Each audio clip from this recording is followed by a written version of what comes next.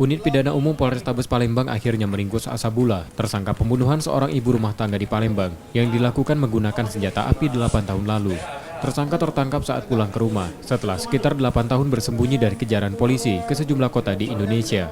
Setelah menjalani pemeriksaan, pada polisi tersangka mengaku menembak korban karena marah hutang yang ditagihnya tak dibayar korban.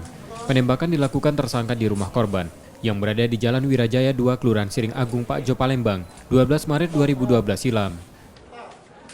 Nah, kabarnya jam 4 ditelepon oleh saksi itu bahwa dia kena tembak. Subuh ya. Meninggalnya sore di rumah sakit umum.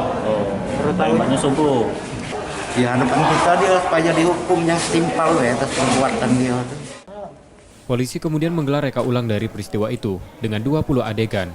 Yang diketahui tersangka menembak korban di bagian kepalanya pada adegan ke-6. Setelah itu tersangka melarikan diri.